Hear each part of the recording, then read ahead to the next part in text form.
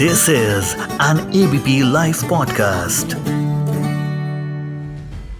खबरें जो आ रही हैं आप भी जानते हो, जो दूसरों के लिए कांटा बोते हैं एक दिन उनके लिए भी कांटे मिलते हैं। समाजवादी पार्टी के चुनाव चिन्ह से जीते थे और देखा जाएगा आगे इस तरीके से अगर होगा तो फिर बाद में हम लोग भी देखेंगे।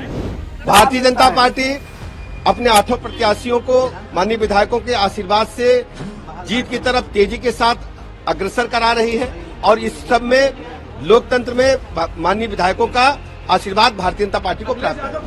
अखिलेश जी उत्तर प्रदेश के लिए देश के सबसे बड़े नेता हैं। जो भी धोखा देगा वो अपनों को धोखा देगा। तो समाजवादी पार्टी किसी पर आरोप प्रत्यारोप करना चाहती है तो पहले तो ये भी तो देखे कि आपका घर सीधा है कि नहीं है।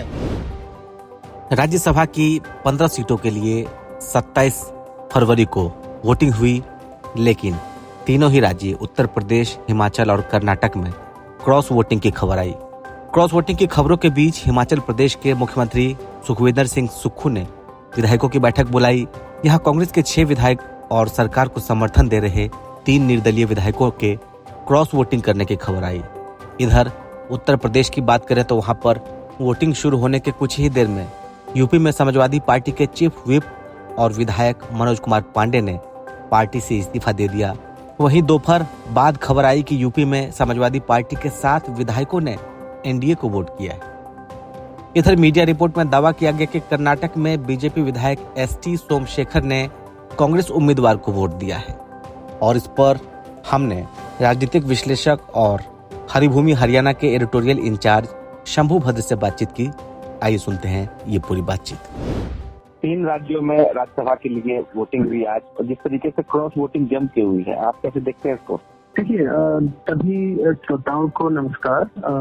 जो मेन रूप से आप देखिए कि ये 3 राज्यों में खास करके उत्तर प्रदेश, हिमाचल और कर्नाटक, इसमें से सबसे जो अधिक स्थिति खराब है वो है हिमाचल प्रदेश की। हिमाचल प्रदेश में लगभग 3 जो निर्दलीय उम्मीदवार थे वो, जो कि अभी सत्ता पक्ष के साथ है, वहाँ कांग्रेस की सरकार है, तो वो उसकी खबर आ रही है कि क्रॉस वोटिंग हुई है और वो बीजेपी को उम्मीदवार को वोट दिया है। इसके अलावा 6 विधायक कम से कम वहाँ पे कांग्रेस के विधायक हैं, जो कि 6 या 7 कम से कम जिसपे क्रॉस वोटिंग की बात आ रही है। तो मैं जो इस तरह से देख रहा हूँ कि कांग्रेस के विधायकों में, कांग्रेस के नेताओं में जिस तरह से पतझड़ की स्थिति है कि कोई भी चुनाव हो, कहीं भी कुछ बात हो रही हो तो वो सबसे पहले अपना जो पार्टी छोड़ देते हैं, पार्टी छोड़ने लगे हैं और बिना किसी परवाह के, मतलब कि नतीजे या कुछ भी उसका क्या होगा आगे चल के, उसको सोचे बिना विचारधारा की राजनीति को छोड़ करके सत्ता की राजनीति के साथ भाग रहे हैं, खास करके कांग्रेस के नेता। नहीं तो अभी जो पीछे चुनाव हुआ था विधानसभा का हिमाचल प्रदेश में, उसमें कांग्रेस को पूर्ण बहुमत वहाँ पे मिला था। 40 सीट है कांग्रेस की, मतलब कि अच्छी मेजोरिटी है कांग्रेस की।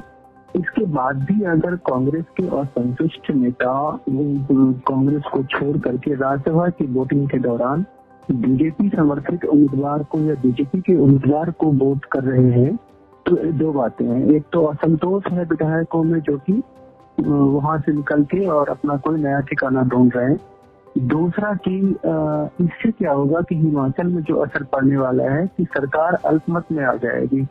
बीजेपी जो है आने वाले वक्त में विश्वास मत के लिए बात करेगी और उस वक्त जब कांग्रेस के 35 वहाँ पे चाहिए सरकार बनाने के लिए, तो अगर कांग्रेस के समर्थन में 35 नेता नहीं रहे, विधायक नहीं रहे, तो सुक्खू की सरकार दी जाएगी।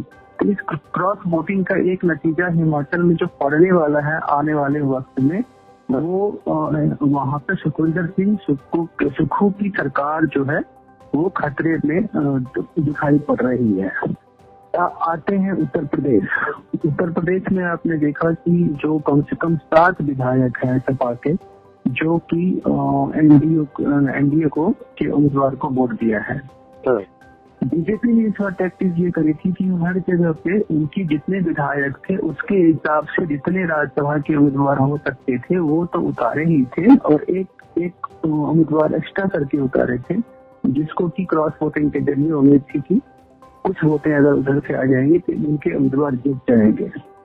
अब यहाँ पे उत्तर प्रदेश में जो स्थिति आपने हिमाचल में कांग्रेस के साथ देखा, वही स्थिति उत्तर प्रदेश में सपा के साथ देखा कि सपा के जो आप 7 उम्मीदवार के जो बताए जा रहे हैं कि हो सकता है जिन्होंने क्रॉस वोटिंग की, वो नतीजे के बाद ही पता लगेगा। लेकिन ये विधायक में अगर आप गौर करेंगे तो 2 वर्ग हैं, या तो फॉरवर्ड वर्ग है के विधायक हैं या बिल्कुल दलित वर्ग के विधायक हैं।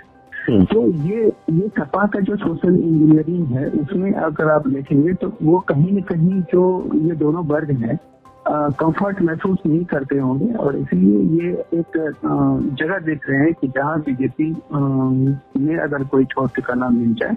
इस वक्त देश में जो बीजेपी के प्रति सेंटिमेंट है, चाहे लोकसभा चुनाव हो या कोई विधानसभा चुनाव हो, वो सेंटिमेंट हर एक नेताओं को जो सत्ता की राजनीति करते हैं, जो विधायक बनना चाहते हैं, जो सांसद बनना चाहते हैं, जो विचारधारा की राजनीति नहीं करते हैं, सत्ता की राजनीति जो कर रहे हैं, वो किसी के दल में है तो भाग के बीजेपी की तरफ आने की कोशिश करते हैं, किसी न किसी तरह से यहाँ पे आ जाए और अपनी बात करें। नहीं तो कोई मतलब नहीं था कि मतलब कांग्रेस विधायक अगर बीजेपी को वोट करने लगे तो ये एक मतलब वैचारिक रूप से सही नहीं है। जिस पार्टी में आप हैं कम से कम उस पार्टी का तो हो के रहिए। और ये बीजेपी के लिए भी एक संकट है कि जो नेता सिर्फ सत्ता के लिए उससे जुड़ रहे हैं किसी न किसी वजह से, तो हो सकता है कि आने वाले वक्त में जब वो अपने पार्टी के नहीं हो सके तो वो आपके भी नहीं होंगे। और बीजेपी के लिए भी इस तरह के नेता जो है वो विश्वसनीय नहीं होते हैं। इस तरह के नेता उनको कुछ मिल रहा है तो इसलिए उस पार्टी में वो बने हुए हैं। कर्नाटक में आपने देखा जो विधायक भाजपा विधायक है वहाँ पे उल्टा है। भाजपा के विधायक है एसपी सोमशेखर के बारे में कहा जा रहा है कि वो कर्नाटक में बीजेपी के उम्मीदवार को कांग्रेस के उम्मीदवार को उसने वहाँ पे वोट दिया है, ऐसा कहा जा रहा है कि जो कर्नाटक में जो भाजपा के एक विधायक हैं एसपी सोमशेखर, वो कांग्रेस के उम्मीदवार को, जबकि भाजपा ने वहाँ पे व्हिप जारी की थी और व्हिप जारी के बाद भी उन्होंने खुद ही बीजेपी की तरफ से जो सोमशेखर का नाम जो है तो कहा गया कि उन्होंने क्रॉस वोटिंग करी है और उस पर पार्टी एक्शन लेगी। हिमाचल प्रदेश के नेता भी कर चुके हैं सुखो की जो भी लोग भी क्रॉस वोटिंग किए हैं उस पर हम एक्शन लेंगे। सपा के अध्यक्ष अखिलेश यादव भी कर चुके हैं कि जो भी हमारे नेता क्रॉस वोटिंग की है उस पर एक्शन लेंगे। वो तो बात की बात है, जिसने भी क्रॉस की वोटिंग की है वो अपने सारे अंजाम तो जानते ही होंगे कि पार्टी से हमारा निष्कासन होगा या जो भी होगा, वो सब इस चीजों को इसका गणित लगा लिए होंगे, गुना भाग कर लिए होंगे कि क्या हमको बेनिफिट है क्या नुकसान है, ये दोनों आकलन करके ही क्रॉस वोटिंग किए होंगे। लेकिन ये जो ट्रेंड है क्रॉस वोटिंग का, ये खतरनाक है राजनीति के लिए। जो अगर देखेंगे तो जो विचारधारा की राजनीति है देश में, सत्ता पक्ष विपक्ष की जो राजनीति है देश में, इस राजनीति के लिए खतरनाक है। और खास करके जो स्टेट में जो सीएम है किसी भी पार्टी की, उनके लिए अपने विधायकों को जोड़ के रखना तो मुश्किल काम हो रहा है। होता ये है कि एक राज्य में आपको पता है कि 10% लगभग सीट होते हैं, जो कि मतलब अगर 100 विधायक है तो उसमें से 10 से 12 विधायक को ही मंत्री बनाया जा सकता है। ये एक मतलब है 10% विधायक को मंत्री बनाया जाता है, 10 से 12%। उस हिसाब से अगर कहीं 50 विधायक है, 60 विधायक है, 40 विधायक है, 30 विधायक है, तो सबको किसी न किसी तरह से एडजस्ट करना मुश्किल है कि सबको मंत्री बना दिया जाए या सबको सब कुछ दे दिया जाए सत्ता में। तो लेकिन जो विधायक है वो जो अपनी महत्वाकांक्षा है राजनीति में, मुश्किल से वो जीत के आते हैं, जीतने के बाद कुछ बनना चाहते हैं। तो ये सीएम पे जो भी राज्य के मुख्यमंत्री होते हैं अपने पार्टी के नेताओं को संतुष्ट करके रखना बड़ा मुश्किल काम होता है। और इसलिए ये चीजें जो आपको कहीं कुछ मिल रहा हो, चाहे पैसे की लालच हो, चाहे पद की लालच हो, तो वो सब कुछ छोड़ छाड़ के उधर भाग जाते हैं। और ये जो क्रॉस वोटिंग का पूरा ही ट्रेंड देखेंगे, चाहे वो बीजेपी के पक्ष में हो, चाहे वो कांग्रेस के पक्ष में हो या किसी और दल के पक्ष में हो, तो ये एक विचारधारा की राजनीति के लिए खतरनाक ट्रेंड है। ये अच्छा नहीं है राजनीति के लिए। जी, आखिर में एक और अखिलेश ने कहा कि दबाव तो हर पर बनाया जाता है, बीजेपी जीतने के लिए कोई भी हथकंडा अपनाएगी। तो आपको लगता है कि इसमें एक तो आपने कहा कि राजनीतिक महत्वाकांक्षा, दूसरा कहने चल भी रहा होगा। देखिए, ये तो तय है कि इस वक्त देश में बीजेपी की जो स्थिति है, बीजेपी की तरफ से हमेशा ये केंद्र प्रकार सरकार बनाने की या अधिक से अधिक सीट लाने की कोशिश करती है। राज्यसभा में आपको पता है कि राज्यसभा में बीजेपी बहुमत में नहीं है और लोकसभा में पूर्ण बहुमत में है, तो बहुत सारे बिल बीजेपी के रुक जाते हैं। जाकर के राज्यसभा में वो एक डर बना रहता है, कोई न कोई हथकंडा अपनाना पड़ता है बिलों को पास कराने के। तो बीजेपी की कोशिश ये है कि देश में अधिक से अधिक, इस बार मौका है कम से कम 56 राज्यसभा सीट के लिए 15 राज्यों में चुनाव हो रहे हैं इस साल। तो बीजेपी की कोशिश है कि मैक्सिमम जगह से अगर बीजेपी समर्थित बीजेपी के राज्यसभा होंगे तो राज्यसभा में बीजेपी का बहुमत हो जाएगा और उससे बीजेपी को बेनिफिट होगा। जो अखिलेश ने कहा कि हर हथकंडे अपनाते हैं, तो ये नई बात तो नहीं है। अखिलेश भी मतलब अगर राजनीति करते हैं तो वो भी किसी जीत के लिए या किसी चीज के लिए हर हथकंडे अपनाते हैं, लेकिन ये बात जरूर है कि इसमें कोई अनैतिक या और राजनीतिक हथकंडा नहीं अपनाया जाना चाहिए। जो बहुमत की जो स्थिति है, बहुमत का जो तकाजा है, बहुमत का जो बात है, सिद्धांत है, उसी आधार पे अगर लोकतंत्र चले तो ज्यादा बेहतर है।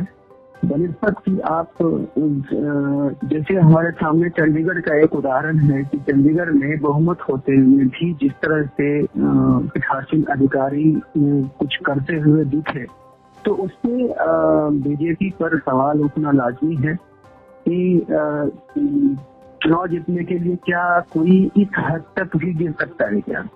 तो ये एक आत्मावलोकन की बात है कि मान लीजिए आप पार्टी जो है, इतनी बड़ी पार्टी है, देश के लोकतंत्र की बात करते हैं, लोकतंत्र को बचाने की बात करते हैं, और उस कंडीशन में अगर चंडीगढ़ जैसी घटना घटती है, इससे पहले जो भी स्थितियां थी बहुत सारे ढकी छुपी घटनाएं थी, लेकिन जैसे महाराष्ट्र की घटना घटी कि पार्टी में तोड़फोड़ हुई, पार्टी कहाँ आसाम ले गए विधायक को, तो ये सब जो मैसेज है वो पार्टी की छवि के लिए, पार्टी की आत्मविश्वास के लिए वो अच्छा नहीं है। कि मतलब आप इतनी बड़ी पार्टी है, देश में आपकी सरकार है, इतने बड़े आपके नेता है, पूरे अधिक से अधिक राज्यों में सरकार है, फिर आपको ये छोटे छोटे चीज क्यों करने पड़ते हैं, क्यों इस तरह की चीजें करते हैं।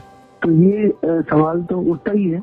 और अखिलेश ने जो कहा या दूसरे कोई भी नेता जो है कांग्रेस की तरफ से हमेशा कहा जाता है कि बीजेपी ऐसा कर रही है, लेकिन उनको मतलब उन दलों को, अपने नेताओं को भी तो बांध के रखना पड़ेगा कि अखिलेश के पहले से बात नहीं बनेगी। आपको अपने विधायक जो है उनको देखिए कि उसमें उनको आप कितना जोड़ के रख पा रहे हैं, उतना उसको आप कितना बांध के रख पा रहे हैं। बीजेपी के विधायक को क्यों नहीं कोई तोड़ पा रहा है, या बीजेपी के सांसद को कोई क्यों नहीं तोड़ पा रहा है। तो ये चूंकि स्टिक टू है, मतलब टिके हुए हैं पार्टी की तरफ से, कहीं न कहीं सबको एडजस्ट करने की बात रहती है। तो ये बात आप जान लीजिए कि जो विपक्ष की राजनीति है, विपक्ष की राजनीति हमेशा कमजोर लोग नहीं कर सकते हैं। हमेशा आपको विचारधारा पे टिका होना होता है, एक विश्वास को लेकर चलना होता है कि आज नहीं तो कल हमें सत्ता मिले। सत्ता से राजनीति करना आसान है कि आपको लगता है कि यहाँ कुछ न कुछ अभियान कर रहे हैं, कुछ न कुछ कर रहे हैं, लेकिन विपक्ष में रहते हुए जनता की बात करते रहना और निकट भविष्य में कोई उम्मीद नहीं देखना। जैसे कांग्रेस है या सपा है या कोई भी विपक्ष में है, अभी निकट भविष्य में उसको कुछ उम्मीद नहीं दिख रहा है, आने वाले 2 साल में या 4 साल में कुछ सत्ता मिलने वाली है या कुछ होने वाला, ऐसा कोई उम्मीद नहीं है। इसके बाद भी आपको अपनी विचारधारा के लिए, जनता के लिए, लोकतंत्र की आवाज के लिए अगर आप टिके रहते हैं तो आपकी विश्वसनीयता अधिक रहेगी, आप नेता के रूप में आपकी मान्यता अधिक रहेगी। और अगर आप टिके नहीं रहते हैं तो निश्चित रूप से यह है कि आप पर जो भरोसा है वो उस तरह का भरोसा नहीं होगा। अगर आप इस पिछले 3, 4 साल, 5 साल में आप देख लीजिए तो जो भी नेता कांग्रेस छोड़ के बीजेपी में आए हैं या सत्ता में किसी न किसी रूप में एडजस्ट किए गए हैं, उनकी विश्वसनीयता वो नहीं है जो पार्टी उससे पहले थी, जब वो अपनी पार्टी में थे, कर रहे थे। यहाँ आकर जब बीजेपी में कोई जाएंगे तो वो एडजस्ट कर लिया जाएगा, ठीक है आप आ गए हैं, लेकिन जनता में जहाँ से उनको वोट मिलता है तो जनता में जो उनकी विश्वसनीयता सुनता है वो नहीं रहेगी उस रूप में जिस रूप में पहले आपकी लड़ाकू होना या अपनी विचारधारा पे टिके रहना, मैदान में डटे रहना भी आपकी एक उपलब्धि है पब्लिक लाइफ में, जनता के बीच में। नेता इस बात को समझते नहीं है, ज्यादातर नेता इस बात को नहीं समझते हैं, क्योंकि 90% नेता तो हमारे देश में ऐसे हैं जो किसी विचारधारा की वजह से या किसी सैद्धांतिक विचार को लेकर के राजनीति में आए ही नहीं है, एज कैरियर के लिए आए हुए हैं। तो जब आप कैरियर के लिए आए हैं तो वहाँ आप हमेशा गेन में रहते हैं, यार कहीं कुछ मिल रहा है, नहीं मिल रहा है, नहीं मिल रहा है, हमारा टाइम जा रहा है, कुछ गेन नहीं हो रहा है। तो राजनीति में लोग वही आए जो कि कैरियर के लिए ना आए, सेवा के लिए आए, तो विचारधारा को लेकर के आए, तो वो ज्यादा राजनीति सस्टेनेबल होगा, ज्यादा वो राजनीति बेहतर निकल के आएगी और फिर ये क्रॉस वोटिंग इस तरह की चीजें हमको देखने को नहीं मिलेंगी। जी एक पॉडकास्ट के साथ बातचीत करने के लिए बहुत शुक्रिया आपका। शुक्रिया।